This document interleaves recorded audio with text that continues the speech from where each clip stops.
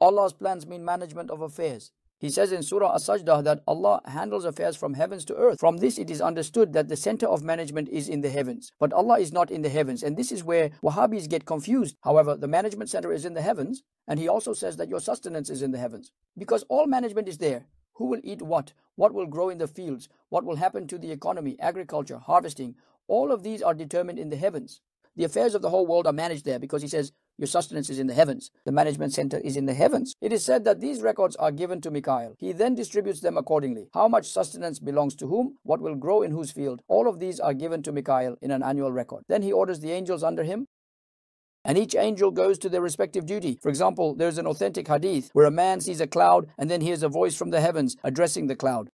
He hears the voice coming to the cloud from the heavens. This is an authentic hadith. The voice commands, go and water such and such land. Since Allah wants to show this man something extraordinary, he does not let the cloud escape his sight. So the cloud moves in a way that allows the man to follow it. The man follows it from below, and it arrives precisely above a particular plot of land. It does not exceed the boundaries of this land. It does not trespass on any other land. It reigns only over this one. It reigns exclusively on that land. Now consider that Mikael has the annual record. Mikael gives the command to the relevant angel, and that angel then commands another angel.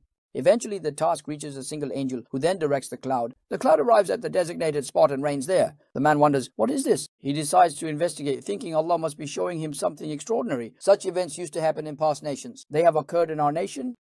Then the man observes that the water gathers and flows towards a specific area. It moves collectively. It has rained over one man's land. Sometimes this happens. The rain skips some areas but concentrates in one specific place. We still see this today. From there, the man channels the water into irrigation ditches. He distributes the water to different parts of his field. He directs some water to one side of the field and some to the other. If all the water went to one place, it would cause a flood. But he spreads it out so that the entire field produces crops. Then the man approaches him and greets him. Assalamu alaikum. Who are you? He asks. Who am I? I am one of Allah's servants, he replies.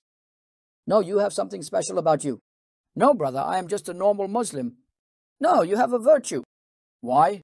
Don't hide it. I heard it from the cloud and came here. Allah sent rain specifically for your land. Why did this happen? He replies, I don't know of anything special, but I take my harvest and keep only what is enough for my family. The rest I distribute to the poor, orphans, widows, and needy. Most people hoard everything for themselves. So because you help Allah's servants, He has granted you special blessings. Thus, the angels receive their commands according to their assigned duties. That angel then goes to that region and carries out its duty.